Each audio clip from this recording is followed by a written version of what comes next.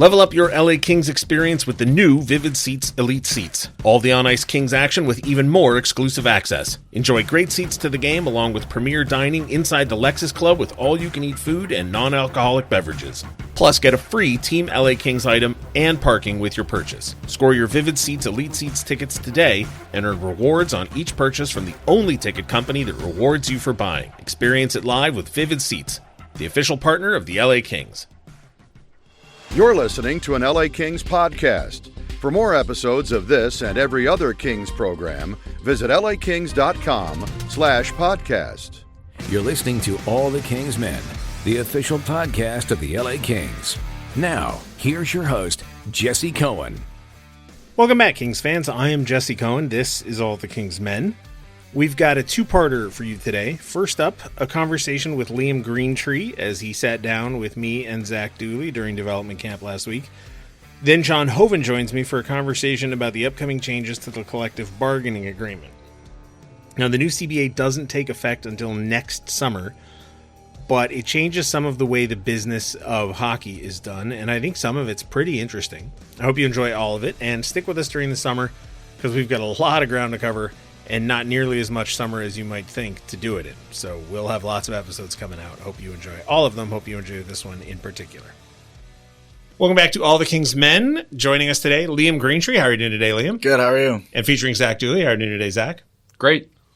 Liam, you were drafted last year in the first round by the LA Kings. You scored 90 points for the Windsor Spitfires. And there was a lot of conversation about, going back to Windsor. Would you improve? Would the team improve? You followed up a ho-hum 90-point season with 119 points. How'd you feel about your season? Yeah, it was awesome. Windsor's a great spot. Obviously, I've been there for 3 years now, and all 3 years was a lot of fun. So, obviously it was a good year for me, and we had a much different culture, which definitely helped a lot. So, it was a lot of fun. When you scored the 90 points, you were the leading scorer for your team that year. This year, with 119 points, you're the second leading scorer. Is it easier to score points when you've got other guys on the team putting up 120 points or whatever? Yeah. Obviously, Ilya Protas was, I played with him just about all year, and he had 124 points, I'm pretty sure. So, obviously it's easier to play with a guy like that. He's a great player. I mean, he wasn't supposed to be like a huge point producer, and he came in and just had a huge year, and he's a great guy. And so, it was a privilege to get to play with a guy like that for sure. Obviously, the individual side is great, but the team also took massive strides forward, right? Like, how cool was it to be a part of a team that succeeded as well as you guys did, especially in the regular season? Yeah, I think that was the biggest point difference between 2 years in Spitfire's history. So it was pretty cool to be a part of that. Obviously, we had new coaches coming in, and Greg Walters, he was awesome for us. And, he's obviously going to continue being a great coach for us. So, I think he really was a huge help to, turning our team around. We're here at Dev Camp, and, it's this, Zach and I were talking about it earlier today. For you, it's probably not much different, but for some of us, there's like this lull in summer activity, and then draft, free agency, dev camp, we're sort of back in it. And we were talking to Ken Holland the other day, and he tossed your name out in a conversation about fourth line minutes next year. And honestly, I just wouldn't have thought that might have been a possibility before he said it, but now that he said it out loud, it sort of becomes part of the conversation. Have you talked to anybody with the Kings about the possibility of coming to camp this year with a realistic shot at winning a spot in the lineup?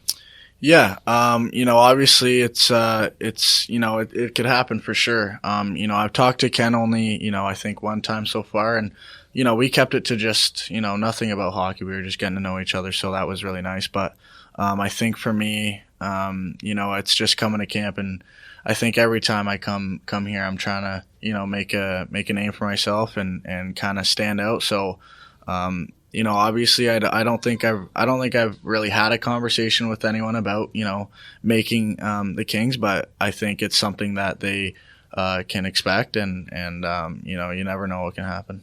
the minutes that would be available are probably bottom 6 minutes. You're obviously in Windsor playing a top 6 role. Have you given any thought or have you had any experience, changing your game to play a different role, or have you always just been that kind of guy? Yeah, I think for me, it's I'm good to do whatever they need me to do, and I think that's kind of my mindset. And if I got to go out there and mix up the pot, I'm good for that. So I think I'm not just set to one kind of play style, but obviously everyone wants to be that goal scorer kind of player and that point producer, but it's hard to do that in the NHL, and I know that. And so for me, just to make the team, and I think once I'm here and once I kind of get rolling, that things will pick up. Would you say World Junior is another kind of goal on the bucket list, being last year eligible to play for Team Canada at that event? Yeah, for sure. World Junior is something that I've kind of thought about, and hopefully I can crack that lineup. Obviously, that would be really cool, and representing your country, especially at World Juniors, is really special. So that would be a really cool thing to be a part of. Anytime a player goes through any sort of health issues, there's always the same question that has to be asked of the coach. Any updates? What's this? So, but now we actually have the player here. How's your health doing? Yeah, no, I'm doing good. I've been skating a lot. I haven't been skating a lot since I got the surgery. So to get here and get my legs under me feels really nice. So I've been doing a lot of skating on the little pond out there. So it's been coming along well, and I'm excited obviously to get back to shooting and all that good stuff. I mean, we're sitting here with you right now, and if I didn't know that you had wrist surgery, I would not guess that you had wrist surgery. And you're out there on the ice. I mean, where's your mobility at? Yeah, I just got cleared to start stick handling, so I've been out there just kind of working on, obviously some moves that the development guys are showing me. So just coming out here, stick handling and get my wrist, the feeling back, and obviously get my legs under me is huge. I feel like the backhand's going to be nasty now because I see you out there shooting with one hand on the stick. Yeah, the one-handed backhand might be a tool bag, might be in the tool bag. Is it still, or I imagine it was still really important for you to come this week, right? Even though you can't really participate in full, you can't shoot or play in the scrimmages, but you're still kind of getting a few important things out of this week just by being around? Yeah, I mean, obviously there's new guys to meet. Obviously, Ken Holland is a big guy that I wanted to meet coming here, and obviously I want to talk to the development guys and see what they want, and obviously the doctors about my wrist. So there was a lot to do here. It's been fun, obviously, and then I mean it's LA. It's not like it's you're going out somewhere cold. So it's kind of like it's a nice getaway, and I always love coming out here. You're in that weird window where you've been drafted by a National Hockey League team. You've signed an entry-level contract, but you also have responsibilities to Windsor. And I'm assuming you would want to fulfill those to your teammates and your coaches. And so you have expectations on you from that staff, but also this staff. Now that you've been to a second dev camp and you've had a year to talk to these guys, how do you juggle those two responsibilities? Yeah. No, I mean, I love Windsor, and, I love LA. So, I mean, for me, it's whatever happens. I mean, obviously the goal is to play in the NHL. So, if I stayed with the Kings, it is what it is. And, I would love that. So, but, if I got sent back down to Windsor, I have no problem with that. Windsor's a great city, a great spot. The organization's great. So I've been treated there, good there for 3 years. So, I have no problem with, going back down to Windsor, and, obviously I love Windsor. So, yeah. Jarrett Stoll spoke to us on Monday after the scrimmage and talked about lessons, maybe too strong a word, but notes that were given during the skates, the drills, things that players should focus on, should look forward, and then whether or not those things showed up in the scrimmage on Monday. If you're not participating in the scrimmage, are you straddling that line between, telling other guys what to look for and what to look out for? Yeah. I think, I've just been watching the scrimmages, but, they're good. The guys are playing good. I thought it looked pretty good the other day. I think, I only know, a couple of guys. I'm getting to know a lot more, but, I'm just trying to I'm with Morneau, who played with me in Windsor. So I'm just trying to kind of help him. And, obviously I was here last year. So, just a couple things I picked up on. I'm just trying to let him know, and yeah. A lot of OHL guys here. Is it cool or is it weird to be competing against, a Bristevich or a Woolley or a George, and then now you guys are all here kind of on the same side, and you're all Kings at the end of the day, but you play each other a lot in the season? Yeah, I mean, for me, Woolley, I kind of know him. He's from, near Oshawa. He grew up near Oshawa, so I kind of knew him before. And George, I played with at, Canada events, so I kind of know both of them. And then, obviously me and Bristevich, we had a little tilt back in the OHL. But no, he's a good guy. It wasn't out of hate you or anything. It wasn't out of that. So it was just kind of respect thing. And he's been good. And, I always love seeing the guys and always asking about their, how their year was. So it's always interesting to see how those organizations treat them and all that good stuff. Do you guys talk about the scrap or? No, we haven't. I'm sure we'll get to that soon though. You're at a disadvantage. You can only go one hand. I know. I can only go one hand now. He'd probably grab me now. Any moments from any players in camp that set your eyebrows up where you were surprised or excited to see something that you hadn't seen from somebody before? Yeah, I mean, there's a couple of guys here who, I think, Nathan Leake, who's been, he's been on my, I've seen him a couple times and make some good plays. So, it's always cool to come out here and see the different type of style of games, especially when you, mix together, school guys and CHL guys and Europeans. So it's cool, to see how kind of guys, make moves and do this in a corner and all that stuff.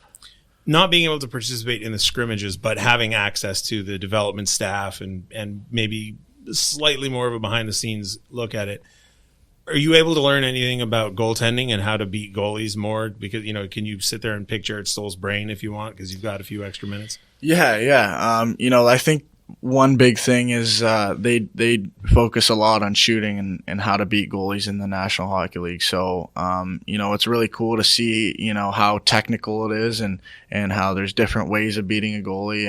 And so for me, I've been listening. Obviously, I can't shoot here, but, I've been listening a lot. Obviously, at last development camp, it kind of was an eye-opener for me. So, I talked to Stoley and Mel a lot about it, and, they're great.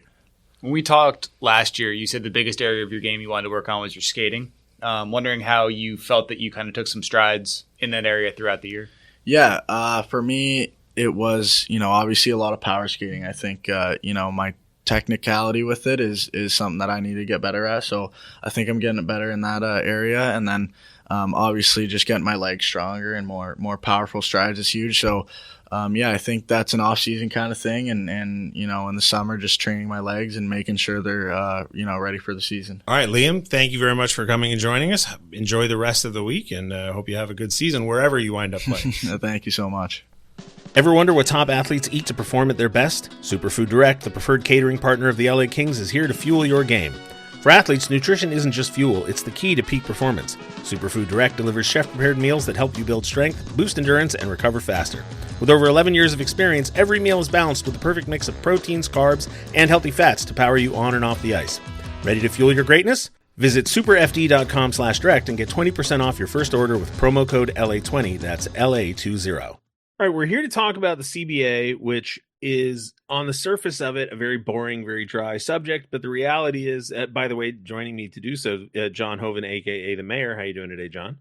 I'm doing great. I'm really proud, Jesse, that you decided to contact me, so that two non-CBA experts can sit here and wax on poetically about the CBA. There's a very specific reason I chose you, and we're going to get to it, believe Love me. it. But I have opinions about the CBA, so I'm sure it'll be good. The reason that I picked you specifically is because of all the people I could get to talk about this. I wanted somebody who's known me the longest, who could appreciate the change of opinion that I've gone through. Oh.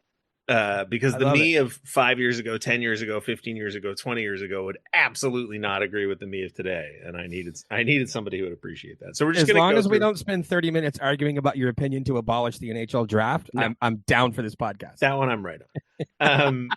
But the reason I do think it's important, and I think you'll agree with this, is that there are these weird, dumb little rules that matter, and people get upset about different stuff, and then you say, well, and I think I was listening to you talk about the Gavrikov extension, for example, or the contract that he signed with New York Rangers. And now it's come out today. We're recording this on Sunday the 6th.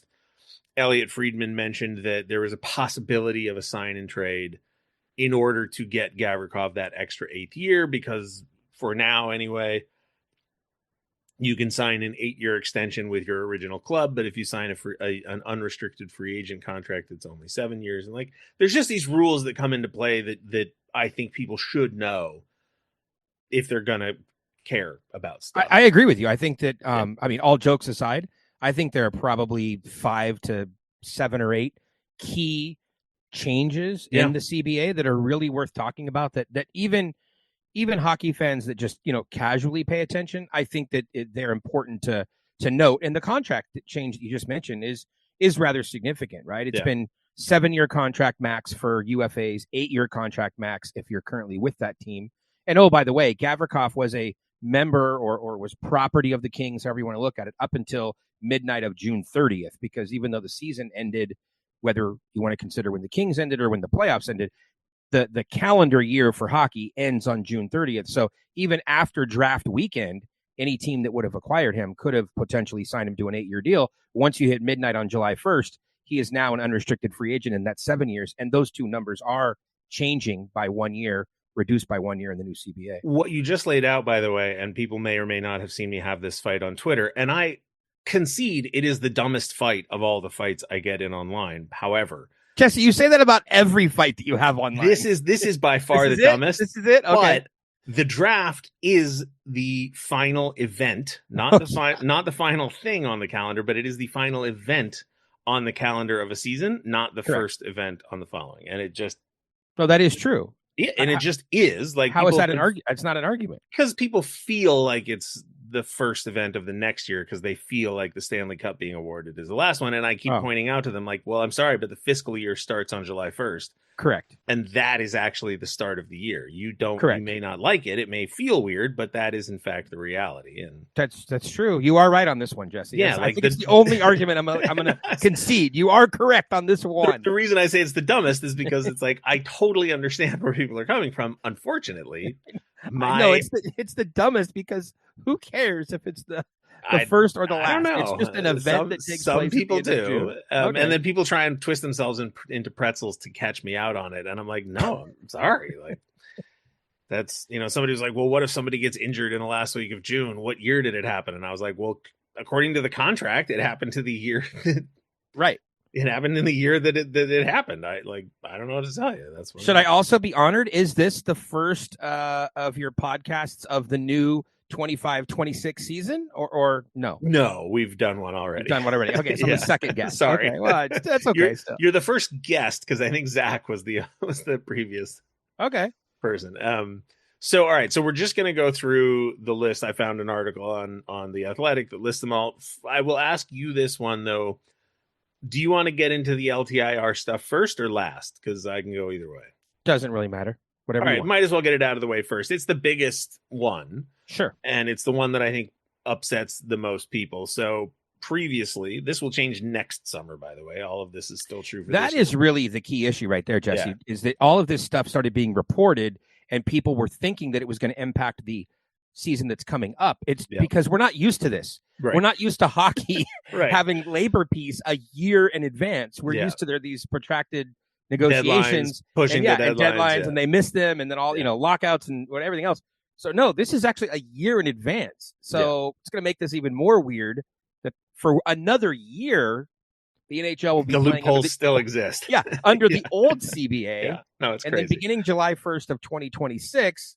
Lay it on us. What's changing? So previously, if a player was injured during the season, you could place them on long-term injured reserve. That would give you the ability to exceed the salary cap by the amount of that player minus the space between where you were to the cap and blah, blah, blah. It was used. Teams figured out that you could use it to cheat to get an extra good player. And then yes, because you were able to exceed the salary cap by millions of dollars. And then when the playoffs start, there is no salary cap. And so suddenly, miraculously, whether it's Mark Stone or the guy in Tampa whose name escapes me at the moment, the winger, the Russian winger who's very, very good. I don't know why I can't think of his name. In Tampa Bay, he's incredible. Kucherov, that's his name. When did they use that for Kucherov? Did I just forget about it? One of the years they won the cup, I believe, if not both of them. I just forgot. Mark Stone is the classic. Mark Stone's the most recent example where a guy goes on LTIR and then suddenly, miraculously, day one of the playoffs, oh, he's healthy, he's back. And they've, of course, gone and acquired a player to replace him. And suddenly they're, have an extra $9 million player. And so you'll see all these, arguments that like, well, of course they won the cup. They were in $20 million over the cap. So there's two things about this change that I really like. One is that the solution seems straightforward, which is that the salary cap of the roster you ice in a playoff game has to be cap compliant, meaning, if the salary cap is, can't remember what it's going to be. 90 million. Let's just say $90 million. You can't have an extra guy that pushes your roster to $99 million. Which is something that people have been suggesting for a while. It seemed like a fairly obvious fix. I'm going to admit I'm not that quick when it comes to math on my feet. So everybody seemed to like this idea. So I was fine with it. The part I really like about it, John, is that, and I didn't know that this was a thing that could happen. They're leaving this part of the CBA open so that the second somebody figures out a loophole to what they've come up with, they can then adjust it. They don't need to wait until the next round of negotiations and the next CBA to close it. This part, they're like, listen, we get it. There's no perfect system. So we're just this is going to be an ever evolving Rube Goldberg machine type. If somebody figures out how to manipulate the system, we'll fix it on the fly. And I like that. Yeah, I would agree with you because conceptually it is, quote unquote, an easy change to make. Mm-hmm. You just let the salary cap continue on in through the playoffs. And so there isn't that loophole. And then to your second point, in case somebody figures out some loophole, they're like, look, LTIR is not designed to give teams a strategic advantage over other teams. LTIR is designed, again, theoretically, conceptually, to allow a team to not be penalized by a player who's a very expensive player taking up so much of their cap and them not being able to replace it. If you have a $10 million player on your team and he's injured, calling up a player from your AHL affiliate, it's on an $800,000 contract. It is not exactly the same thing. So it was never intended to give players a strategic advantage. It was designed to not penalize teams when a player is injured. And so I love the fact that they're leaving it open and, knock on wood, and hopefully the harmony that exists between Marty Walsh on the CBA, on the NHLPA side and Gary Bettman on the NHL side. Hopefully that harmony continues. This is a 4-year deal on the CBA. So we'll just have to see where it goes. But yes, we see it in other sports too, right? The 49ers were famous for finding loopholes in the NFL CBA. Win if you can, but lose if you must, always cheat, or, something like that. So, and the funniest thing about the LTIR loophole was that it only benefited really good teams that were already spending a ton of money. Like the 32nd team in the league couldn't just kneecap their best player and go, aha, now we can cheat and go get another good player. It's like, okay, but you're going to miss the playoffs. So right. You need it. You're right. You need it to be a really good team spending near the cap ceiling. Yeah. And then have an unfortunate injury. But yeah, you heavy air quotes on unfortunate injury. Yeah. You can't see Jesse on the video, but yeah. So it's a good one. Both of us, I guess, are thumbs up on this. Yeah. Again, the real change for me is the fact that they anticipated in advance. I don't think there's a way around this, but listen, teams pay people a lot of money to be clever with this document, so we'll revisit. So I'm it's no different. It's really no different in real life, Jesse. Laws are passed, and then criminals find ways to break those laws or exploit those laws, and their criminals always seem to be one step ahead of either the police or the governing bodies. Technically, I think their attorneys are the ones who are well, whoever it is. But I would love to know who, on which side. Was it the NHL that asked for this being open? Was it the NHLPA? I'd love to know who came up with the idea, as it's a very intriguing point. And to get both sides to agree, I think is awesome. My hunch is, and I don't know, but this would be a fascinating question. I don't even know who the Kings union guy is anymore. It used to be Matt Roy, I think. It's a good thing that we don't know, Jesse. That just speaks to the labor piece, right? Yeah, you know, yes. Kevin Westgarth was there. I suppose for a that's while. true, Yeah. but I mean, like Mike Camilleri was years ago. Like, I honestly just don't have any idea right now. Jesse, we know these names because of all the strife. Yeah, well, that's fair enough. For years, fair enough. So, the fact that we don't know is good. My hunch is that it would piss the players off just as much as the fans. Because imagine you're on any team other than Vegas recently, and you're like, well, come on, why did they get to, like, that's not fair. So no, and it has to anger a lot of people on both sides. And it doesn't bring contract prices down to fix it. It just means that teams have to, it's just anyway. So that's one. The next one, I gotta tell you, I don't care about this one. I've seen people agitated about this one. I don't know. It's going to be 84 games a season, not 82. I have some opinions about this one. Let them rip. I'll give you a couple of them. One is, I think if you are a season ticket holder, I think this is a good one. And the reason that I would say that it's a good one is that as a season ticket holder for any sports team, really, you pay full price for preseason games, but you don't get regular season quality of the game. True, yeah. Right? So you get like a half of an NHL team playing against half of another NHL team. And so from that perspective, I think it's good, because if you're going to pay full price for those two games, because I guess we should mention also, yes, the other two regular season games are coming in place of preseason games. So they're shortening the capping the number of preseason. Yeah, they're shortening preseason, and they're giving you those two games as regular season games. So if you're going to pay full price, you're going to get full games that have consequences where the points matter, etc. So that would be one point that I would see. On the flip side, the one thing that I don't like about it, as a guy who really enjoys covering the prospect side of the business, is that this does limit the prospects that you would get a look at during preseason. And for some of those roster spots where you need to rotate guys in, the Kings are going to be faced with this. I know that today's show is not about projecting the roster for next year, but it's a timely topic because they sort of have 13 forwards on the roster. And if you want to try to get a 14th forward onto the roster next year, you easily have a handful of guys that are going to be fighting for that spot. Andre Lee, you have Jared Wright, you have Zemer, you have Greentree, you have Akil Thomas, you have Jeff Malott. I mean, the list goes on and on. The point is, you have a lot of players. And even if you have four players and you only have 4 preseason games, the evaluation period, if you split it evenly, would be 1 game for each player. That's not really a lot, right? Now, yes, you could play multiple of those guys in the preseason games, but my point is that by fewer preseason games, you have less evaluation. So this is fine. Guys like Anze Kopitar, he's on the team. He only wants 3 games. It's going to work out fine. He doesn't care if there's 5 preseason games or 12 preseason games. He's playing 3 of them, and that's good. But when you're a fringe player trying to make the NHL roster, shorter runway. It's a shorter runway to make an impact. Liam Greentree has a shorter runway to make an impact.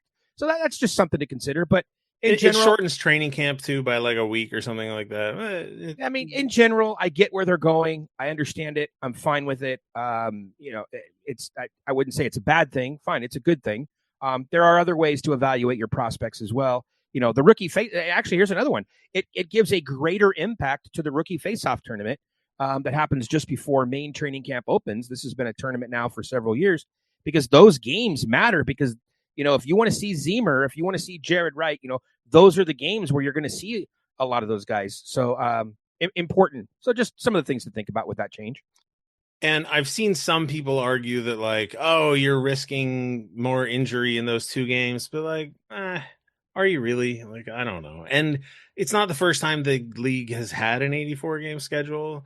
The 82 game schedule has only been in place since the 90s. Like, I don't know. Well, remember the original 84 game schedule though had the 2 neutral site games, which I would be in favor of. I think it was only for a year or 2 or something. I think that's a great way to grow the game. I've long enjoyed the neutral site games. I've seen the Kings play in many neutral sites, including Sacramento and San Diego and different places. And I think neutral site games would be fantastic. There's another way to maybe skin this cat too, Jesse, and that would be, what if you allowed for a greater number of roster players? So instead of a 23 player limit, What if you had like a 25 player limit for the first week or 30 days or whatever of the season? That would give just you an to give that runway back to give them a little bit more runway back, and also to prevent risk of injury, right? I mean, so it's just maybe it's a hybrid, something to think about. But I think the deal's done already. The CBA is done. So. Yeah, honestly, I don't have a lot of strong feelings. Like I said, I don't have a lot of strong feelings about it. The next one on the list, and this one's just math. Minimum salary increases. So it happens every CBA. There's escalators that are built in. It goes up 50,000 or 150, whatever it is. And so I think we're up to $1 million minimum salary in the new CBA. So by the time it ends, the last year. So great for the players. That's good. My only pushback, and we can get to it later, is that like I don't like watching NBA basketball, but I love listening to people talk about NBA basketball. And part of the reason I love the conversations is that for me, the NBA is kind of a canary in the coal mine for the NHL because there's fewer players. There's same roughly amount of games, same roughly amount of teams. There's fewer players and there's way more money. So any, problems you can see coming down the road, you can see them coming way down the road in the NBA. And we're at a point now in the NBA, this is just based off of me listening to people talk about it, where they've built in all of these attempts to manipulate players to do what they want to do for the good of the game, air quotes again. But guys are making, I think LeBron James is going to make $50 million next year. Like he just opted into the option on his contract. Well, how do you push a 40-year-old guy making $50 million around? You can't. And, you've got Bradley Beal making, I don't remember, but like tens of millions of dollars that may be only a percentage of the cap for their teams, but you just have role players or guys you want off your roster, but they're locked in for absurd amounts of money. And then that's it. That's your leverage. Like once a guy makes, and you see this problem spilling into every other conversation. Once a guy's got $10 million in the bank, that should be the end of financial decisions being the primary motivator for that person. Yeah, I guess I just don't have the same strong feelings that you do because it's not a strong feeling. It's just the only thing that makes me go like, it's great, but more money, more problems. Hockey players, sure. Okay. I'll accept that phrase, but I think in general, hockey players are just better than all other athletes. They're more accessible. Yes. They're easier to work with. So, but there's a limit. Like, sure. But, a guy on a league minimum deal is usually more accommodating than anybody anyway, because he's usually one of two things. He's a young player who is not jaded because he hasn't been around long enough, or it's an older player who's just thankful to be part of the game. So I can't imagine the number getting to a point where they're like, oh yeah, just screw you. I don't have time for you. This is the other, and I hadn't thought about it until just now, but this is the other thing for me. I used to get in this fight with people all the time. If you are somebody who believes, and I'm not sure that I am, but if you are somebody who believes that there is incentive for borderline NHL players who play in the AHL to play with an edge and a danger to their game in order to make a name for themselves, a higher minimum contract just increases the incentive for them to be crazier and dirtier and more dangerous, because the difference between an AHL contract and an NHL contract will now be 10X. The difference between $1 million a year and not. And so it's 10X. Yeah. If I can do whatever I can do to make a roster, well, I'm going to do it. And I don't know if that, I don't agree with that, but I also don't think that it goes away just because minimum salary went up $50,000. I mean, there's also nothing to be done about it. The cap goes up, rising tide or whatever the phrase is. Lifts all boats. Yeah, exactly. Sure. Yeah. The next one is, and I really like this one. Salary retention limits.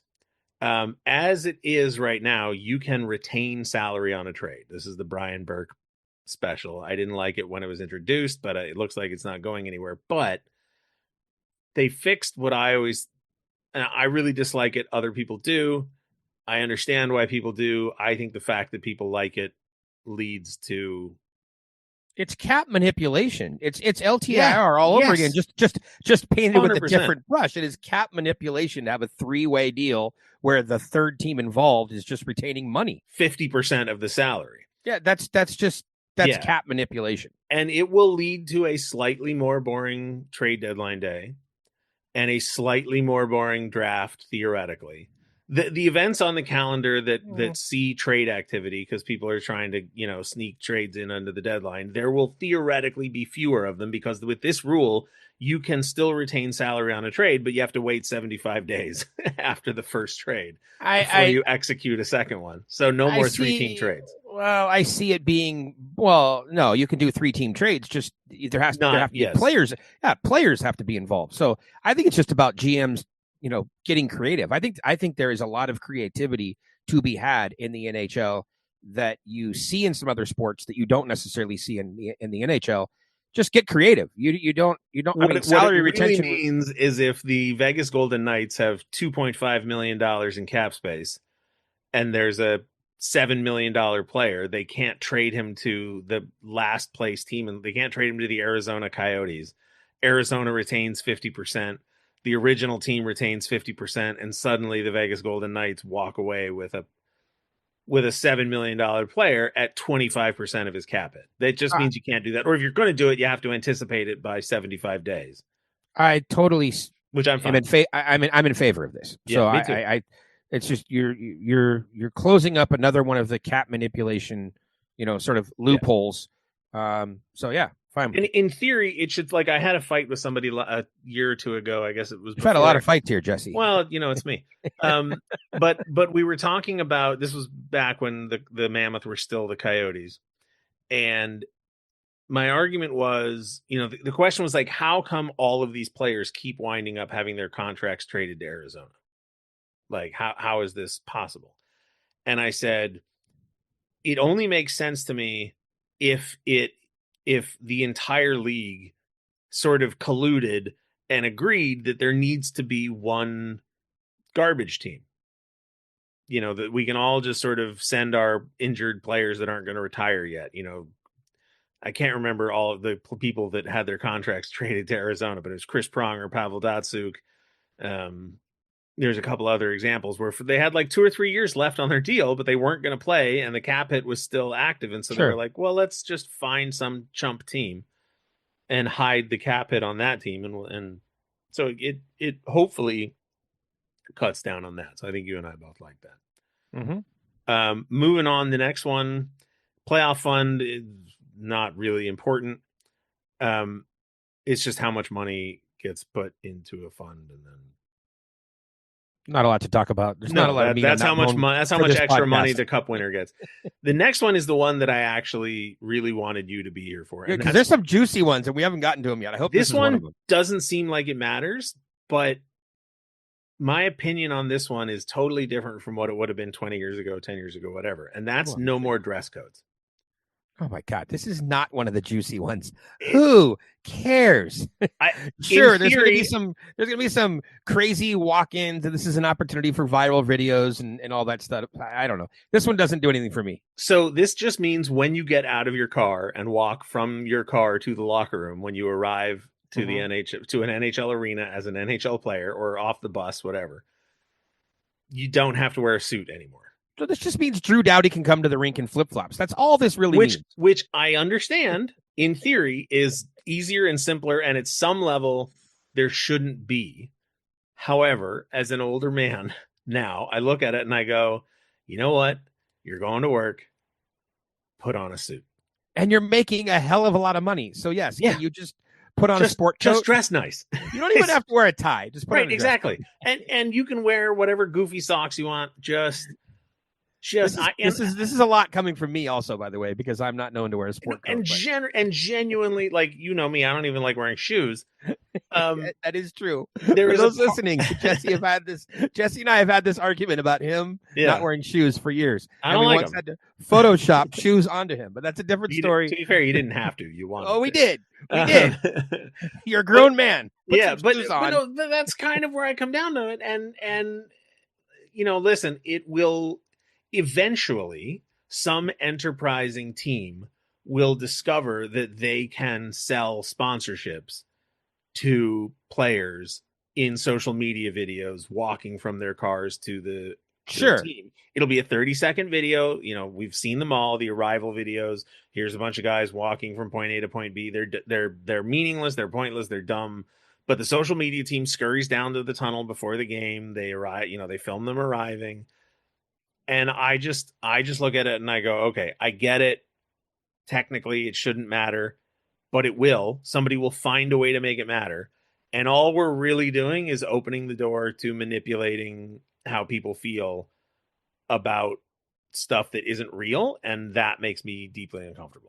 So I get it. It's goofy. But like I said, I wanted somebody who knew me long enough to know what a total change that is for me. Because 15 years ago, 20 years ago, I would have been like, yeah, wear whatever you want. Who cares? Down with the man. But now I'm like, no, put a suit on. Come on, you're an adult. How about just a collared shirt? Can we agree on a collared shirt? Put on a sports coat and some pants, for God's sake. I just don't need to see guys walking to the rink in T-shirts and flip-flops. I don't know. Have you seen some of the outfits that NBA players show up in? I have not, to be honest. Like somebody, I think somebody showed up in like a Halloween costume. Okay, I mean, if I remember correctly, that's great for social media. I've just never been that person that sees one of those videos and goes, yeah. Oh man, I'm so hyped for this game. Like, I mean, watching a football game or something, you're like, yeah. Oh, look at the way that, so-and-so, look at the way that quarterback came to the game. It doesn't really, but this will, like, I promise you, somewhere down the road, unless they reinstitute the dress code, somewhere down the road, some smart team will figure out, we can get a Balenciaga sponsorship or something. Or some Travis player, Matthews. Or some player, whether it's Adrian Kempe or on the Kings or whatever, the most fashionable player on another team will figure out that they can get some extra money in sponsorships by wearing nice clothes for 30 seconds. Can you imagine the cardigan sweater endorsements that Frolov would have been able to get back in the day? How is that not a thing? I mean, there's some retired players kicking in the air. This rule happened not on. Stoley had a nice cardigan too. He wore it to the World Series. I still give him a hard time about that. The next one, this one, I don't care about. But it's probably the most important one. I can tell by the look on your face. It's mandatory neck protection. Oh, that's important. What do you mean? So for those who are unaware, there was a player who used to play for the Reign was it Britain, I think, in a British league game. Tragically lost his life when a skate cut his neck. And because it was a low-level league, they didn't have, 2 ambulances on site and a medical staff. And it's a tragedy, and it's terrible. And, Andrzej Kopitar wears one now, a neck protector. I think he's the only player on the Kings who did before this was mandated. Didn't Turcotte wear one? I thought he did. But you're right. Kopitar wore it, and he felt he was very open and felt that he had a responsibility, to wear it. And so, I'm in favor of this one. I mean, I don't have a problem with it, but I do. The part of me that just notices things just goes like, okay, the league's been in existence and been playing games for over 100 years. A tragic event that anybody watching this sport could have in the back of their head gone like, well, what if? But like Clint Malarchuk, very famously, and for anyone who's not queasy and doesn't know what I'm talking about, go look up the Clint Malarchuk incident. Like, well, yeah, the Grant Fear incident too. I mean, this stuff happens, and it happened, on the other side of the world in a lower league, and like, there's the reason that you have multiple ambulances. There was an incident last year. Why are you trying to excuse this away, though? I'm having a hard time following. I have no problem with it. The game evolves, right? People wear 100%. Skate protectors. They wear shin pads. They wear helmets. I know. It's just the NFL used to not wear helmets.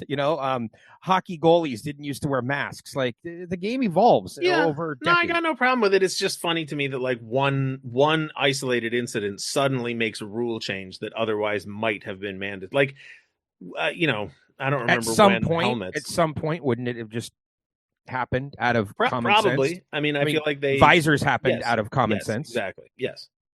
Yeah. So that's another one.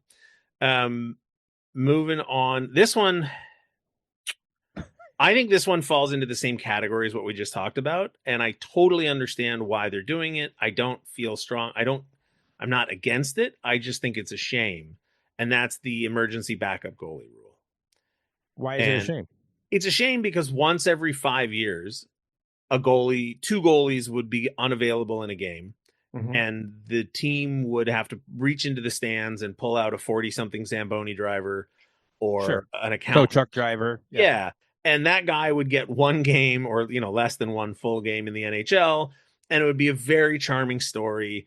and everybody would remember, and it would be cute and neat. It is until you get to the end magical. of the season and you realize with the parity in the league how important those 2 points were. I totally understand why they're getting rid of it, and I don't even have an argument against it. Honestly, my first thought when I read about it was like, this is just the Tooth Fairy for adults. When you're a kid or when you have kids, it's fun to make believe that there's a fiction. Apologies to any parents listening to this. You should have given a little quick PSA Sorry before about diving that. into it. But like, it's fun to believe that there is a magical being who sneaks into your bedroom at night and takes your gross old teeth and leaves money under your pillow. But then you turn, I don't know how old you turn when you stop believing the Tooth Fairy, but like, eventually you kind of have to be like, all right, well, if I went to work and Drew Doughty was like, hey man, yeah, I got my chiclets knocked out, but like, Tooth Fairy, am I right? You'd be like, Drew, come on, man. That was a horrible example because Drew might actually believe in the Tooth Fairy. Well, it's fair, but like, I guarantee you, Jeff Carter didn't, and when Jeff Carter did not, and when Duncan Keith but now I out need his to ask teeth, Doughty first thing when camp if opens he believes in the Tooth Fairy. But so like, I get it, but I just think it's a shame. It's like, all right, well, the league has to grow up, and so we're getting rid of this. Well, thing. now the fun Tooth Fairy stories will have to come from the walk-ins and the crazy outfits people will wear, which is a trade-off for you. Okay, it's cynical. It's too cynical for me. And to be clear, this, now teams will have to carry their own emergency backup goalie, which means that we'll now have a third rostered goalie, and it'll be an extra career life expectancy on guys who had sort of been drummed out of the league, but now they can sort of hang on as an e-bug. And I think it's cool. It's also good to have that guy in for practices and things like that. Maybe give a little extra rest to a guy who's going to be starting, or maybe he's going to play 3 games in 4 nights or something. That's interesting. Like I said, I just think it'll be a shame that we won't get that. And again, it was like once every couple of years. It wasn't even like it happened all the time. You get some random guy almost basically come out of the stands. And I don't actually recall it ever happening in Los Angeles. It might have. Maybe you would know. I don't think it did. The only thing I can remember, and this is like the 90s, I think it was when Fizet and Storr were here.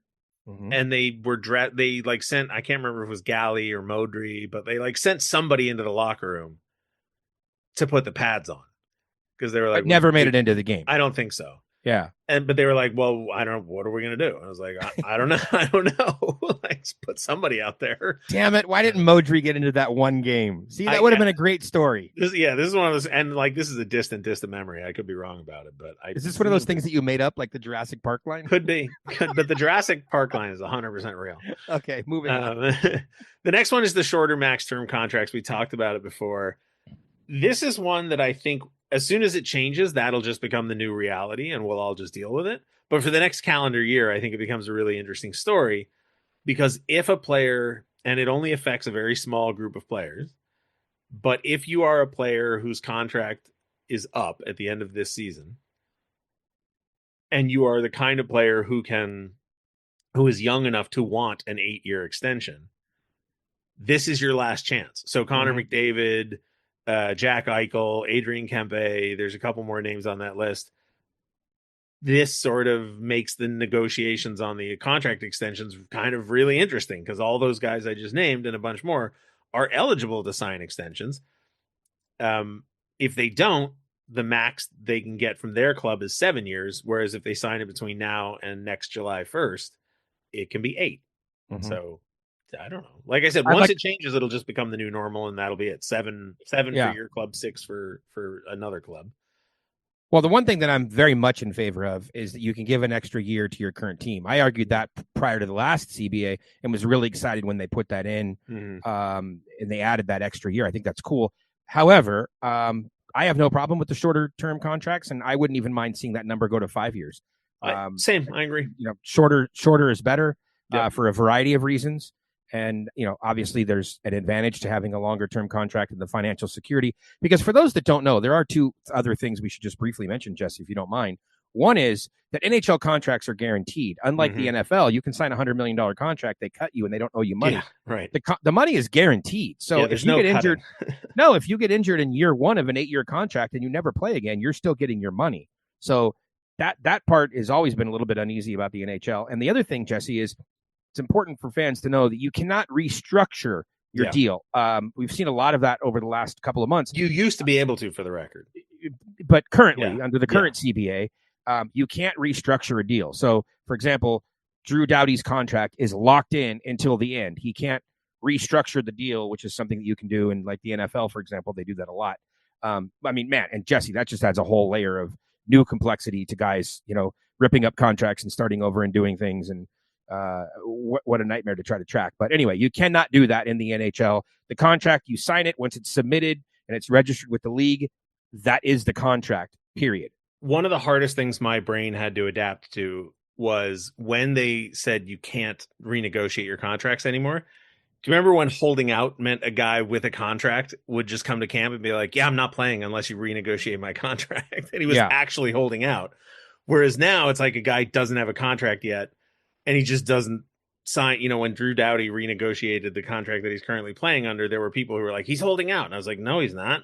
It's August. He just hasn't signed a contract yet. Sure. Like, holding out is when you have a contract and you withhold services, but you can't do that anymore. So the one of the reasons I like the shorter term limits is it again cuts down on cap circumvention. Mm-hmm. Because if you are limited to a shorter contract, players are less likely, and there's a second half to this equation later. But if you're 29 years old, a team is probably not going to offer you a 6-year contract front loaded as heavily as possible, because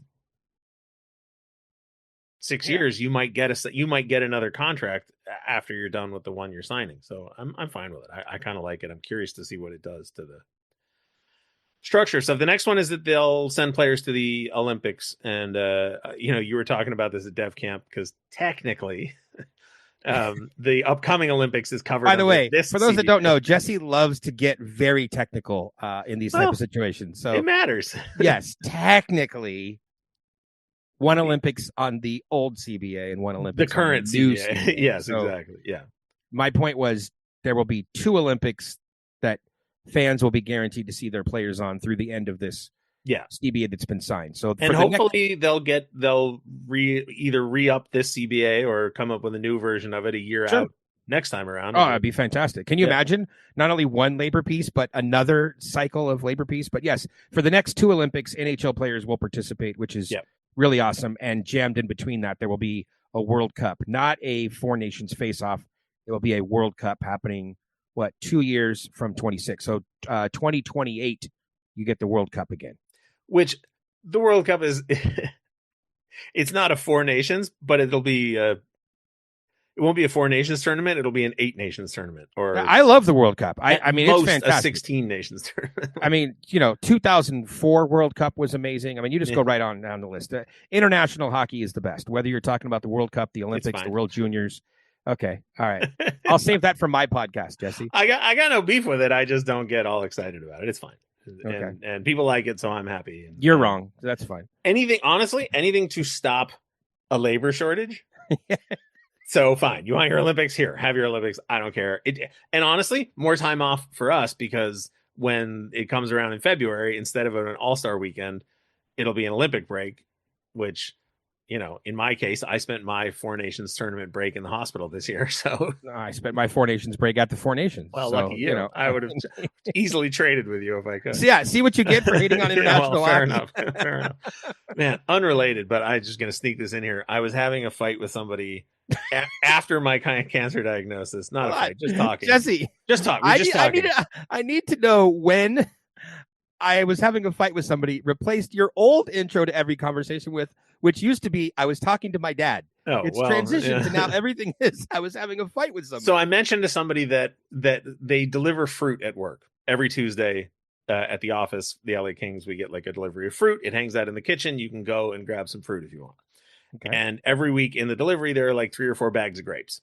And I go in and I am disgusting. So there's a bag of grapes. I stick my fist in, I pluck out 3 or 4 grapes, and I throw them down my throat. And somebody was like, oh, gross. I'm shoving my hand in a bag full of food that other people might want to use, which I concede I shouldn't do. But then on top of that, they were like, you don't wash your grapes? And I was like, no, I don't wash my grapes. And they're like, you don't wash your why? grapes. And I was like, I've never washed a piece of fruit in my life. And they're like, what are you talking about? And I used to have this fight with my mom all the time. She'd be like, wash your apples. I'd be like, no. Yeah, you have to wash your apples. Well, I don't. And unfortunately, I made the mistake of saying, listen, I've never washed a piece of fruit in my life and I'm fine. And the person looked at me and went, dude, you have cancer. And I was like, it's not funny. You got me on that one. That's kind of funny. I think you lost that fight, Jesse. I did. No, and it sucks because like I can't disprove that that's why, but I'm not fine. So are you going to wash your apples now going forward? Honestly, no, and I still eat processed meat too, so I'm an idiot. But anyway, I don't remember how we got on that. I don't know. Speaking of medical disputes, that's the next one on the list. What a great transition. Thank you. This one you and I both kind of shrugged at when we sort of went over it, which is, and I'm just going to read it word for word because it's in the Athletic article. When a player seeks a second medical opinion and the second opinion doctor and team doctor disagree on diagnosis and or treatment, the two doctors will now select a third doctor to help resolve the dispute. The team must give due consideration to the opinion of the third expert prior to determining the final course of treatment and must also pay the reasonable costs of the third doctor. I'm assuming this is in there because of the Jack Eichel situation. Well, yeah, Jesse, I told you I had a funny comment, and you took it. Sorry, from me. Yes, this is the Jack Eichel rule. We could also call it the Ethan Morrow rule because there was that dispute that he had, as well as the defenseman from the Oilers back in the day when they had such horrible medical care. Mm-hmm. Pretty well documented. I can't think of his name right now. It'll come to me later. Oh, Sheldon Sore.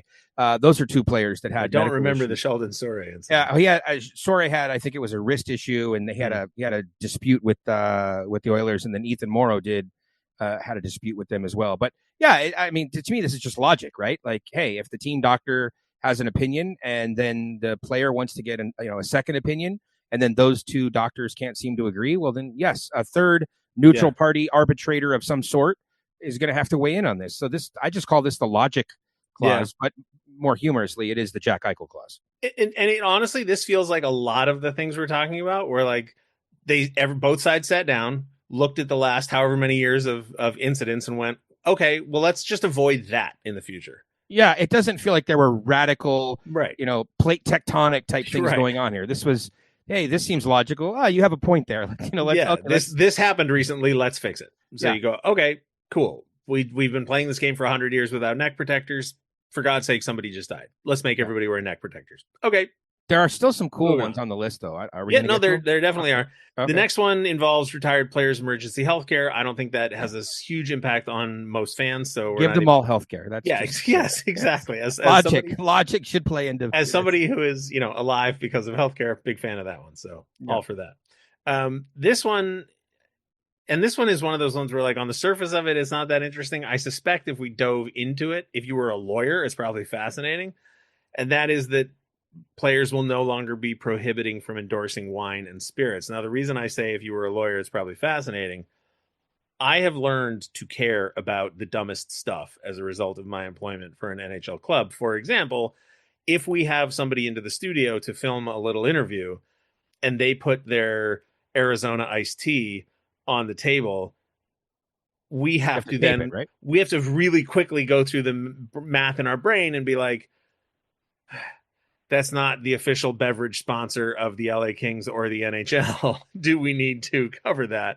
Mm-hmm. So my question is like, okay, players are now allowed to sign individual deals sponsoring wine and beer, but does that apply to official beverage exclusivity? Like, and again, fans will not care about this in the slightest, but it is kind of interesting.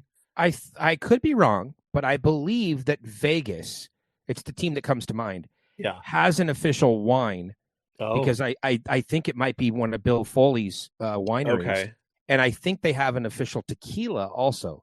I could be wrong on that. But it is definitely, it's not beer. It's like an official whiskey or an official tequila or something. I'm almost positive on this. So you do, when you were talking, I was thinking in my head, well, how do they reconcile that when a player endorses the competition, right? So that could be weird because typically you see players endorsing the same. Like Toyota is the official car of the Kings. I was just going to say, if you ever see a Kings commercial, and there's a car in it, I promise you it's a Toyota. Okay, well, if Kopitar strikes a deal with Jaguar this season, then I guess we'll have to talk about that. But I don't know. There again, sorry to lift the veil, everybody I work with, but there was a commercial filmed by the Kings a few years ago, and an internal email out that was like, anybody have a Toyota that wants their car in a commercial? Like, go to this place on this day because we need, a bunch of them in a circle together, and we can't have, they have to be Toyotas. And I was just like, I drive a Prius, so I was like, maybe, but I didn't. Okay. But anyway, the next one, this one honestly fascinated me, and I don't get it, and it will have industry ripples that will not be noticed by a single fan, but it caught me so off guard. No more fitness testing. I'm all for this, by the way, because I have never really. Love to know why, because I'm going to tell you why. I'm going to tell you why. I have yet to see somebody draw a distinct correlation between the tests that they do at the NHL Combine to actual NHL hockey. So in the NFL, right, the tests at the Combine are specific to football. How quick does a player go from 40 yards, 100 yards, whatever it is.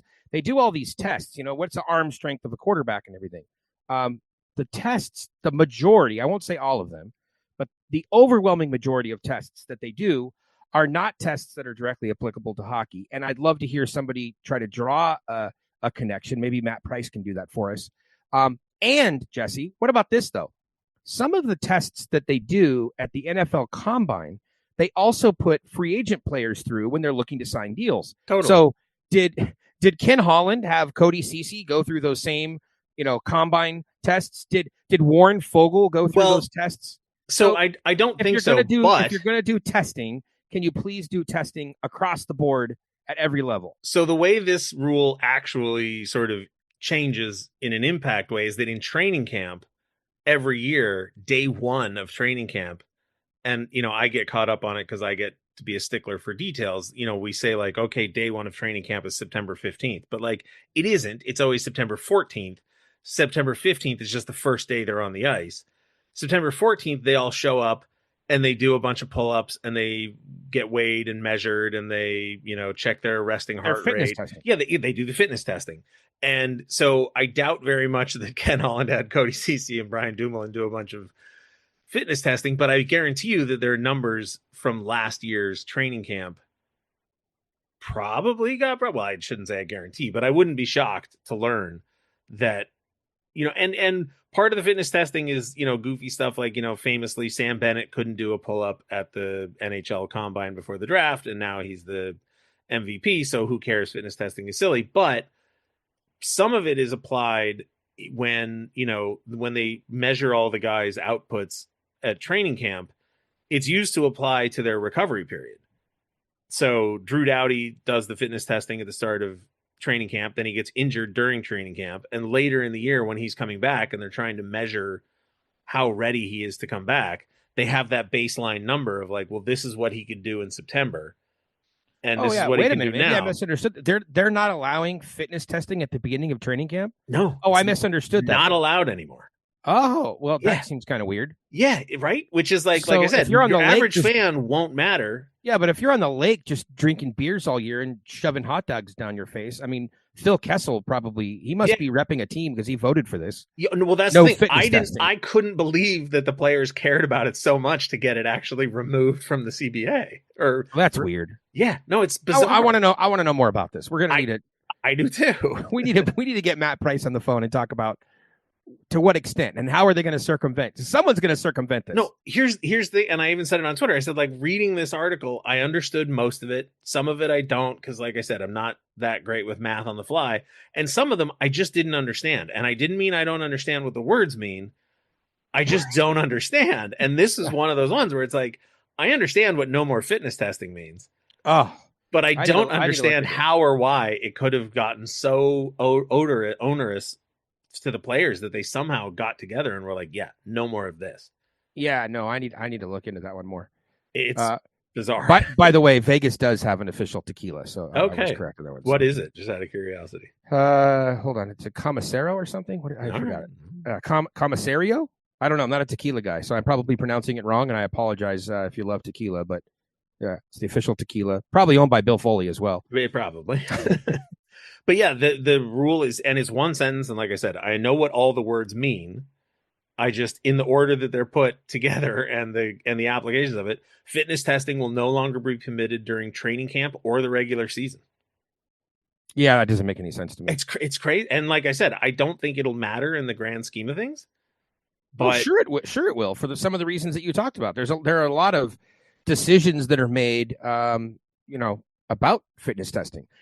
What if you're not? Oh yeah, what if you're a prospect? Like take Zemer for example. Like they're monitoring his fitness very closely. Not anymore. After they're not coming back from the injury. Yeah. I don't know. That seems weird to me. And Portillo would have to be getting medical tests, but can't get fitness tests. A few years ago, we were interviewing, I don't even remember who it was, but they very casually dropped in. They kept talking about the catapult system. And the first time they did it, I was like, this must be industry jargon that I don't understand. But by the third or fourth time they mentioned it, I was like, no, okay, I have to ask, what is the catapult system? Catapult system is just like this thing that they also, what does it do to the edge stats? The catapult thing was the John Stevens. He was big into the catapult. Yeah, it's just a little sensor that they put into your clothes, and then when you go skating around, they have it, and it's collecting biometric data. Well, you're not allowed to do that anymore. Why? It's fitness testing. I don't know if that's fitness testing. If you're measuring how fast somebody's speeding, my very limited understanding is that the catapult system is now out because fitness testing is no longer. So, like I said, the race is on to see which one of us can get to Matt Price first. It'll be you because I'm curious and would love to know more, but I'm not going to chase it down. I'm chasing this one because I am very fascinated. I don't know how that single line escaped me because I was probably more excited for the other changes. This one I really didn't have no. And I don't know how many people work for the league or each individual team whose job revolves mostly around fitness testing, but it's not zero. Well, the Kings have a whole team built around strength and conditioning. It's like a whole department. Yeah. I know back in the day, the Oilers had like one guy and he used to feed them like candy back bars in the day, on the Kings had one guy. Until 2006, it was Pete Demers holding down was the a little fort. bit, Pete Demers did a pretty damn good job, in my opinion. Just one guy for however long it was. Anyway, it's interesting. Anyway, whatever. The next one is tweaked to bye weeks. I'm just going to read this because I don't really care, but it's a small change to NHL bye weeks. Waiver exempt players who have played in at least 15 of their team's past 20 games before the beginning of a bye week will be entitled to the time off at NHL salary and benefit levels so long as they are not loaned to the minors prior to the team's fourth to last game before its break. This feels to me like it won't matter until it does. Someone will get sent down and you'll be like, why? And you'll be like, because a month from now there's a bye week and they want to avoid. And they want that player playing. They don't want, because younger players that were waiver exempt would often get sent down during the bye week and they would get a game or two in, especially if they had played a limited number of games in the prior, call it 2 weeks heading into the bye week. And they didn't want that player to have then an off week where they weren't playing. So yeah, that's fine. I agree with you. It won't matter till it matters. Yeah. And when it does, it'll matter for half a second and you'll explain it and everyone will go, what? But this is why I think it's important to know about the CBA because can't wait to talk about it in 18 months from now, Jesse, because it's going to come up in February of 2027. For sure. Someone will say very angrily, what? And it'll be this rule. We'll link back to this podcast. Hey, we talked about this in July. And honestly, I think this goes hand in hand with the rule 2 down the road. And we'll get to that in a second. But for now, curbing front-loaded contracts. We talked about this is the second half of the one earlier. It just means that you can't trail out the end of a guy's career so that he's making 20%. Brad Marchand in Florida. Year. Yeah, right. Exactly. Yes. A 6-year deal, right? Yeah. That'll take him till he's 43. And when you're saying I don't understand, I would say I don't understand. I understand the words that you just issued a 6-year contract to Mark. Right. but I don't get it. Yeah. And it used to be way worse, right? There were guys who would sign 10-year deals and in the 10th year they were making $1 million a year. Yes. This just says in the final year of your contract, I think the minimum is now 25% or 20% down from 25. Yeah. And the lowest year of the contract must be at least 71% of the highest year. It just means no more cap circumvention. It's just an attempt things out. Yeah, to curb cap circumvention. So I got no problem with it. This one, I guarantee you will care way more than I do. And that's no more paper transactions for guys going to the AHL. Let me tell you. I want to tell you. This is an exciting one, Jesse, but it also leads to a million other questions. The end of an era. I mean, okay, yes. So for those that don't know paper transactions have been around forever. They most commonly for many, many years prior to COVID, prior to the pandemic, they would happen around the trade deadline because players have to be on an AHL roster at the time of the NHL trade deadline in order to be eligible for the AHL playoffs. And so what would happen is players, Alex Turcotte, Brant Clark, whoever, I know they weren't around pre-pandemic, I'm just giving you names, but prospects that were potentially going to be playing on the NHL roster in the NHL Stanley Cup playoffs, but they were on the NHL roster just prior to the NHL trade deadline. They would get sent down to the AHL for the day, and then so that technically they were on the AHL roster, and that made them eligible for the Calder Cup playoffs. And then they would immediately get recalled, and they would continue the season on in the NHL. It just gave general managers flexibility of what to do with their young players once the playoffs rolled around. If that NHL team didn't make the playoffs, for example, those players could go down to the AHL and still participate in the postseason. Or if the NHL team was eliminated early and the AHL team was still playing, they could be sent down and play additional games. And there are countless examples of this. That was the most common paper transaction. It sort of happened behind the scenes for years, but then when Twitter, sort of found out about it, people would freak out. Oh my God, what are you doing sending Brant Clark down? Why? Well, it's a paper transaction. He's going down. He'll be back up in a couple hours. And if you didn't have Twitter, you wouldn't even know this really happened. It's nothing to worry about until the postseason, right? My favorite was always, whether it was it was like day 2 of the season or the first long road trip, and 4 guys would be sent to Ontario for half a day. Yeah. And it would be like, what? And it's like clockwork. There's Hoven's tweet. It's paper transaction. Yeah, I mean, you try to explain it. So then paper transactions really became popular or more popular during the pandemic. And really, salary cap circumvention was taking place with some of this as well. Because if the Kings didn't have a game between a Tuesday and a Saturday, you could send a player down to Ontario. Save yourself $10,000.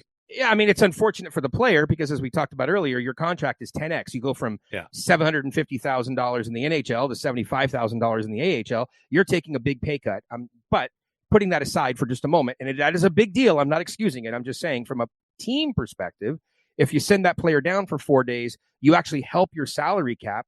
You're actually gaining dollars that you can use later, and you're also, from a real dollar perspective, you're actually paying a player much less because you're not paying him the daily rate on a $750,000 contract. You're paying him the daily rate on a $75,000 a year deal. So there are a lot of, we'll call them benefits to that system, but to eliminate paper transactions in the new CBA, again, starting in 2026. So I guess we'll still see plenty of paper transactions this year, but paper transactions will go away because when you send a player down, he must play 1 game in the American Hockey League before he gets recalled to the NHL. Wow, this creates a bunch of questions because what happens if the player goes down there and he gets hurt in practice before he ever plays a game and he spends, let's say, 3 weeks recovering? Well, the penalty that they're trying to assign here, which is no paper transactions, the team and the player have really paid that penalty already by him being sidelined and out of the NHL for 3 weeks. Does he still really need to play 1 game? I mean, so there are a lot of questions. That's just one example. This is going to be a fascinating one. Yeah, of all the changes, this one I feel like has the highest potential of being rolled back or altered or revisited because you just laid out perfectly. Like, I'm sure they weren't thinking about that. I'm sure, it even says in the article, like the practice reduced the players' compensation because they were paid at the AHL rate for the days they were on the loan. There's also the cap issues, so it's like there's multiple reasons, but then you don't think about like, okay, we'll make them play 1 game, but there's a lot of logic. There's a lot of what ifs. I could see one easy fix. It could be 1 game or 10 days on the AHL roster, whichever comes first. I mean, there are easy ways, I think, to 48 hours would accomplish the same thing. Like, okay, well, not really, because you have paper transactions where a player, when the team is off for 4 days and a player goes down. Yeah. So, but the point is, there are some things that might need to be tightened up on this. It'll be curious to see if it does get tightened up before it's officially signed and ratified. I'm just thinking out loud, but maybe if a player is sent down, they're ineligible to play in the next game. The next NHL game. Yeah. Unless Sure. but then of course you have to build in emergency situations, because what if you send a goalie down? Of course. Your goalie's, yeah. It's I mean, tough. yeah, that's what I'm saying. There Yeah. there are scenarios, and you don't always have time to get to an arbitrator. So Right. Yes, exactly. This is an interesting rule that I'm very curious to follow. Conceptually, theoretically, I'm all for it, but let's get some questions answered. The next one, I was so fascinated when I saw it, because Zach and I talked to Marchinetti in advance of the draft, and we were trying to get straight, like, so if you draft a guy out of the CHL, you have his rights for 2 years. If you draft a guy out of Europe, you have him for this many. If you draft a guy out of the NCAA, you have him for this Europe year. Excluding Russia. Yes. And Mark was just like, listen, this is silly. It would be great if it was standardized across. And now I'm looking at this going, did he know? He knew. Or is it just a coincidence? He must have. No, he did. He did know. Okay, he had to have. He knew. But the fact that he mentioned it and then it changed tickled me. So now when you draft a player, it doesn't matter where you draft them from, you get their rights for 4 years.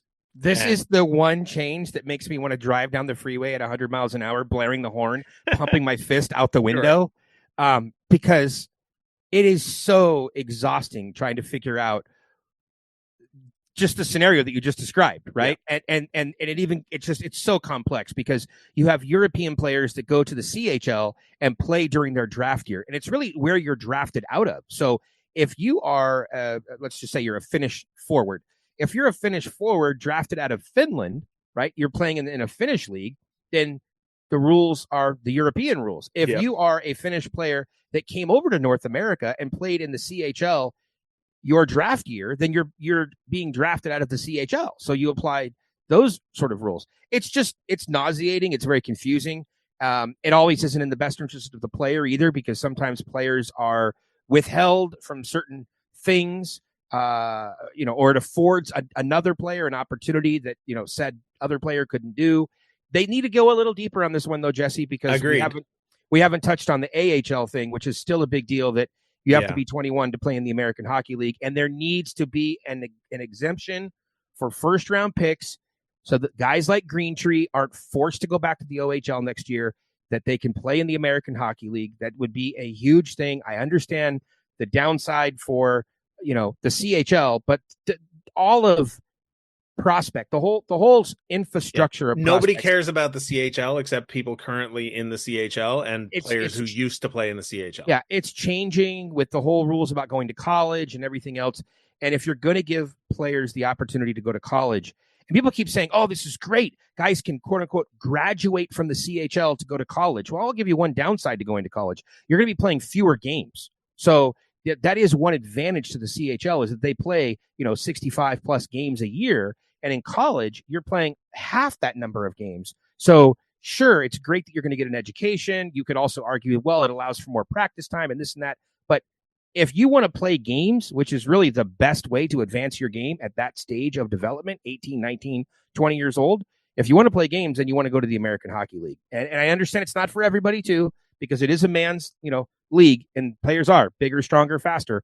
But there are exceptions. There are players that are just too damn good for the OHL or the WHL, and they need to step up to the next challenge. They need to at least have that opportunity available to them. And that's one of the great things, that when you're a European prospect, and we've seen this recently in Los Angeles with Jacob Dvorak, for example.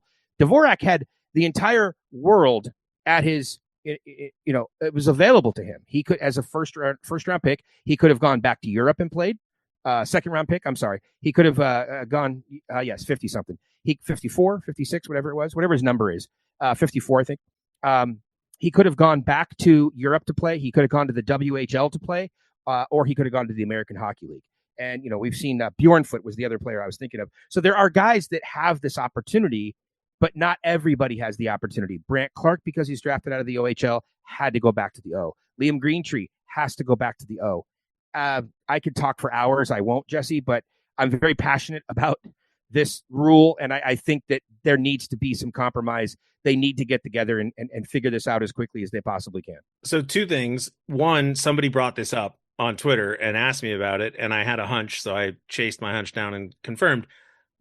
everything you just said, I agree with, but it's not a CBA issue. It's a transfer agreement issue between the NHL and the CHL. I'm sorry, that's what totally, I mean. It's totally separate set of negotiations. It is, and that's why I said excluding Russia, Yeah. because there isn't a transfer agreement between Russia and the NHL. That's why the Kings technically still hold the rights to some Russian player that they drafted 15 years ago. Alexander Durgachev is his name. Why are we still talking about Durgachev? Because he's on my spreadsheet. Yeah, he's never, you could cross him off your spreadsheet. He's never coming to North America. He's not going to play for the Kings. That's fine, right? But the transfer agreements that exist between the other leagues in Europe and between, the NC2A and also with the CHL, et cetera, all those rules are already in place. Yes, you are technically correct. It's not a, it's not a kind of correct. The second thing I wanted to say is, and it doesn't matter, but I will be glad to not have to think about it anymore. This year, Matthew Mania's rights expired on June 1st? Yes. And the Kings drafted him and they let his rights expire. So now the Kings no longer have any claim to Matthew Mania. Meanwhile, Braden Doyle's rights expire on August 15th. Yes, because one went to college and one was a CHL player. So yes, you need to sync up the dates. That goes away. Now it's June 1st for everybody. It's 4 years. It's June 1st. Yeah. I don't have to keep two different dates on the calendar anymore. Yeah. You draft a player, you hold their rights for 4 years and you're good. Yeah. And it's June 1st. It's 4 years for the 4th June 1st. I have not looked into this though, but there would be one potential exception, I would think. Some players that are drafted actually go back to the USHL for 1 year before going on to college. So that could potentially extend rights. If you're drafted at 18 years old, 4 years. If you're drafted at 19 years old, 3 years. As far as I can tell, that's it. That's period across the board. Okay, well, if that's the case, then if you do go to the if you do go to the USHL for 1 more year, which some guys do, especially in the later round guys, they need another year of development and their college isn't ready to take them. That was actually the plan for Jay Reeder, for example. He was not expecting Denver so quickly, but they loved the player and they called him in early. So my point is they'll just have to come out of college earlier if that's the case. And the teams will figure it out. Yeah. And I listen, if Marchinetti likes it, I like it. I'm just going to put it that way. And I think he likes it because he brought it up before I even knew it was. Who doesn't like 4 years across the board instead of all of these crazy things and having to figure out? Like I said earlier, if you're a European player playing in the CHL, it just adds a layer of complexity. It's not as easy as going, oh, he's finished, therefore it's X number of years. Well, no, if he played in a league outside of Finland, you have to go by that league's rule. And this is silly, but I keep my own records on prospects, and I have a spreadsheet that has player, what position they play, how they shoot, the league they're currently playing in, the team they currently play for, what country they were born in, what year they were drafted in, and an entire column with the must sign by date. And I am so looking forward to deleting that column and just not having to think about it ever again. Well, you could just do an Excel thing. It's just gonna be +4 to the cell. It's just June 1st. 4 years after the 4 years. 3 years if they're 19, but that's when they turn 22. That's it. So happy to be on with that. The next one, we're getting to the end. In the current CBA, European players aged 25 to 27 are required to sign entry-level contracts. That will no longer be the case under the new rules. European players that age will now be treated the same as all other players. I don't think that'll have much of a change. Well, it will drive up the prices for those European players because some of those guys, what's interesting, it won't matter till it will. Well, some of those players aren't interested in signing an entry-level deal at that point in their career because they can make more money over there. And now it allows NHL teams to what I'll call more fairly bid on them because you could potentially you could offer them market rate for their services. Sure. I mean, we're talking about guys in their late 20s. Like the number of players who come over aged very 20, minute. Yeah, it's rare. And like the only one I can think of off the top of my head, and he was drafted, is Wisniewski. And I don't remember how old he was when he was drafted, but I want to say like 24. When he was drafted? Yeah, it was a while. And it was a while ago, to be clear. It might be 3 or 4 CBAs ago. I'm sure the rules were totally different. Anyway, the last one, and this one, honestly, I only recently learned about. So the fact that it's going away kind of doesn't change my thought process. And that's no more deferrals. You can't defer money on contracts anymore. Fine. But like I just learned about that this year. And teams really weren't using that in No. in any sort of widespread area. So just leave it to your agent to figure out how to hook you up with the financial manager, and you guys can take care of it. You want a rabbit hole to chase? Not tonight, no. I don't know which two players it is, but there are two players. Well, I don't even know if it's true anymore because the Kings lost a couple players into free agency. But last season, there were two players on the Kings with deferred money built into their contracts. Oh, interesting. I have no idea who they were. It wasn't a lot.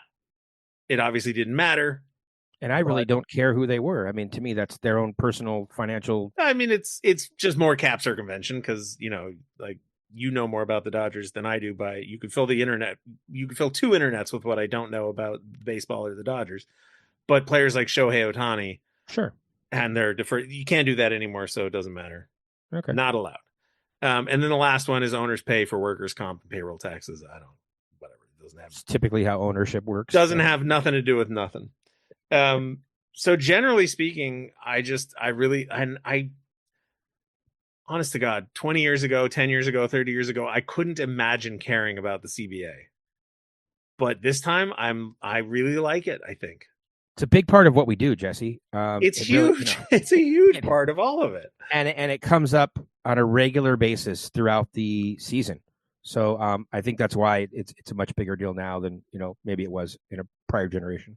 I have copies of the NHL CBA, the COVID memorandum of whatever it was, the AHL CBA, where it's not called the AHL CBA, it's the consortium of unions that include the AHL and the ECHL. But you have to know this stuff.